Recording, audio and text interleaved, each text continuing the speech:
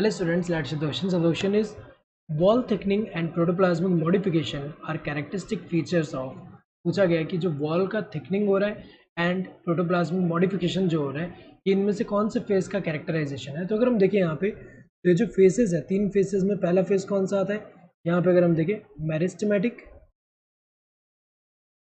Meristematic phase में क्या होगा, यहाँ पे जो सेल्स हैं वो कंटिन्यूसली यहाँ पे क्या कर रहे हैं, यहाँ पे कंटिन्यूसली डिवाइड कर रहे हैं और डिवाइड होने से क्या हो रहा है, नंबर ऑफ सेल्स क्या हो रहे हैं, यहाँ पे नंबर ऑफ सेल्स जो है वो क्या हो रहा है, इंक्रीज हो रहा है।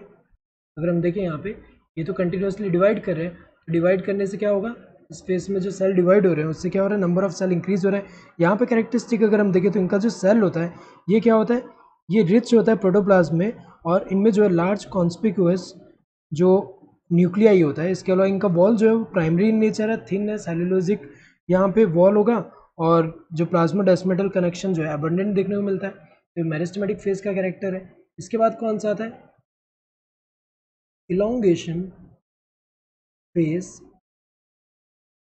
तो ये जो इलोंगेशन फेज है इसमें क्या होता है, ये जो डिवाइड हुए हैं सेल इनका क्या होगा, यहाँ पे अगर हम देखिए जो सेल है एक तरह से इलोंगेट कर रहा है तो यहाँ पे होगा क्या, यहाँ पे इंक्रीज्ड वैक्यूलेशन, सेल का एनलार्जमेंट हो रहा है और सेल वॉल डिपोजिशन होगा यहाँ पे इस फेज में। तो ये कैरेक्टराइजेशन हुआ इसका। नेक्स्ट अगर हम देखें यहाँ पे नेक्स्ट आता है मैच्योरेशन फेज।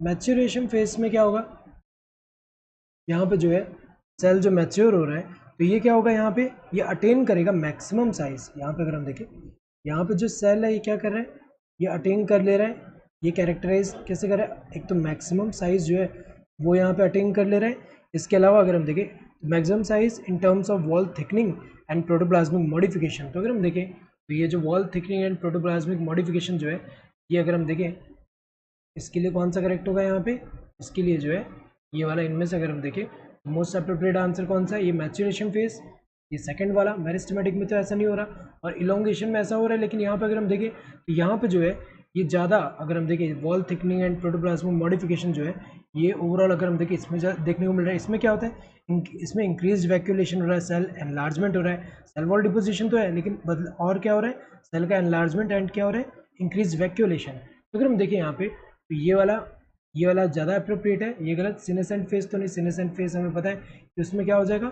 जब धीरे धीरे सेल में अगर हम देखें जब एजिंग होता है, एजिंग के साथ साथ इसका फंक्शन जो है धीरे धीरे कम होने लगता है और सीनेसेंट फेज में अगर हम देखें इनमें जो है यहाँ पे क्या हो जाए, धीरे धीरे फंक्शन जो है लूज करने लगते हैं। तो अगर हम देखें करेक्ट आंसर कौन सा होगा, this second one. Hope you understood the question. Thank you, all the best.